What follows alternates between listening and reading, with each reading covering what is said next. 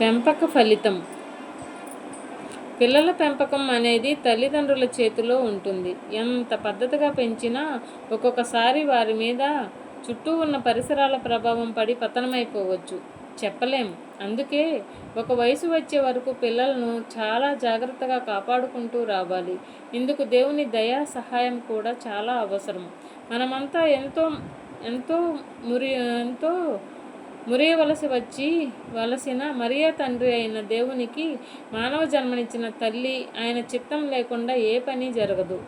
ఆ అవిశ్వాసుల జోలు ఆయన వెళ్ళడు. ఆయన చూపంతా తనని నమ్మి తనను ఆరాధిస్తున్న వారిపైన మాత్రమే ఉంటుంది. ఈనాటి ఆడపిల్లలకు మరియ ఆదర్శంగా ఉంటే సభ్య సమాజంలో స్త్రీలు తలవంపులు తెచ్చుకునే పరిస్థితులు రావు. కన్న తల్లిదండ్రుల మాట విన్న మరియ ఆమె మనసులో తన భర్తకు ప్రధానంగా చేయబడిన యోసేపుకు తప్ప మరి ఎవరికీ చోటు ఇవ్వలేదు. ఆమె అబద్ధం ఆడని స్త్రీ, వివాహానికి ముందు ఎవరికీ శరీరాన్ని మనసును అప్పగించని స్త్రీ. నేడు వివాదాల మాటల వినోదాల పాలవుతున్న ఆమె గతించిన జీవితం నిందలను ఆనాడే లెక్క చేయని ఆమె ధైర్యాన్ని కొనియాడాలి. ఆమె ఏమిటో ఆమెకు తెలుసు. ఆమె నీతిని దూత ద్వారా తెలుసుకున్న ఆమె భర్త ఆమె ఏమిటో దేవునికి తెలుసు. ఆయనకు తెలిస్తే చాలు కదా. దేవుని దయకు పాత్రురాలైన స్త్రీ, ఆయన ఎంపిక చేసుకున్న ఆమె గర్భాశయం ఎంత అదృష్టం. ఆయన సృష్టిలో ఆయన దృష్టికి నచ్చిన ఆమె జీవితం. ఆమె ఆయనకి ఆత్మలో కుమార్తె. తండ్రిగా కుమారునిగా ఏలిన తండ్రి అయిన దేవుని ఆత్మరూపం ఎంతో సుందరమైన రూపం. ఆత్మ దేహానికి రక్తమాంసము ఉండవు. ఈ లోకంలో జీవించేది రక్తం మాంసం ఉన్న దేహం. మనతో పాపం చేయించేది కూడా ఈ దేహమే. మలినం కాని మనసు పాపం చేయదు. యోసేపుకి ప్రదానం చేయబడిన మరియ ప్రదానం జరగకముందు ఆయన మరియ గర్భంలోకి ప్రవేశించలేదు. ప్రదానం అయిన తర్వాత ఆయన మరియ గర్భంలోకి ప్రవేశించిన విధానం అద్భుతం. లోకానుసారమైన రీతిలో అయితే కాదు. భార్యాభర్తలు వారు ఏకం కాలేదని లోకులకు స్పష్టంగా తెలియజేసిన తండ్రి అయిన దేవుడు 6-7 అడుగులు ఉన్న ఆయన ఆమె గర్భంలోకి ప్రవేశించగలడా? లేడే. అది ఒక అత్యంత అద్భుతమైన కార్యం. మంచికి చెడుకి మధ్య ఉన్న తారతమ్యం లోకానికి తెలియజేసి దేహాలతో మనసులతో తప్పులు చేయకండి, ఆత్మదేహాలను కాపాడుకొని నిత్యరాజ్యమైన నా లోకానికి రండని చెప్పడానికి మాత్రమే. పసివానిగా పుట్టిన ఆయన యోసేపుకి మరియకి నిశ్చితార్థం జరిగినా వారిద్దరూ లోకంలో కొంతమంది చేసే తప్పు చేయలేదు. వారిలో ఉన్న యథార్థత నేటి వివాహాలకు వివాహేతర సంబంధాలకు పూర్తిగా విరుద్ధం. ప్రపంచంలో నేటికి ప్రపంచ కట్టుబాట్లను సాంప్రదాయాలను గౌరవిస్తున్న స్త్రీలు కొందరు ఉన్నారు.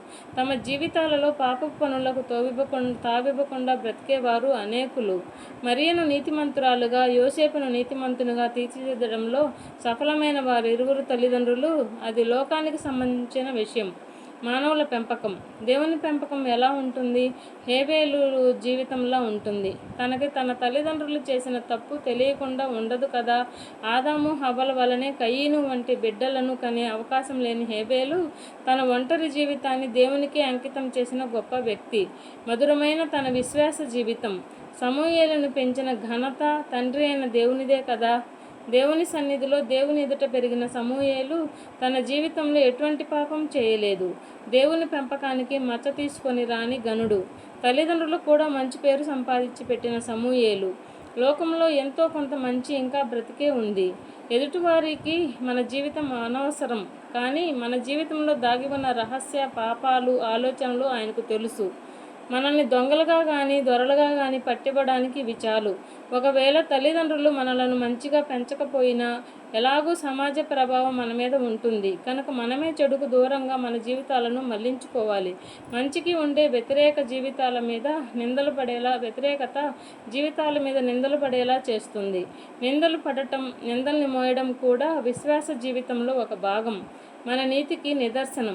ఎటువంటి తప్పు చేయకుండా నేటికి నిందలు మోస్తున్న మరియ, ముఖ్యంగా యేసయ్య ఆయన మీద వేస్తున్న నిందలు 100 చెప్పడానికి లేదు. ఆయన మీద జరుగుతున్న వెటకారపు చర్చలు ఖాతరు చేయని ఆయన దేవుడు. నిందలు వేసేవారు తుచ్చమైన మానవులు. ఆయనకు కావలసినది స్వచ్ఛమైన కల్మషం లేని ఆయన్ని ప్రేమించే మనసు, అంతే. మన జీవితాల మీద మన తల్లిదండ్రుల ప్రభావం ఎలా ఉంది అనేది ఆలోచన చేద్దాం. మన పిల్లల పెంపకంలో మనం అనుసరిస్తున్న విధానం ఎలా ఉందో కూడా బేరీజు వేద్దాం. ఫలితం బాగుండేలా చూసుకుందాం. అవసరమైతే సవరించి సరిచేద్దాం. మన పెంపకం వారిని పరలోక రాజ్యానికి పంపేలా ఉండాలి. ఇలా వారి మనసులను దేవుని మీదకు మళ్లించడంలో ఆయన సహాయం కోసం మన మనసులను ఆయనకు అర్పిద్దాం. ఆమెన్.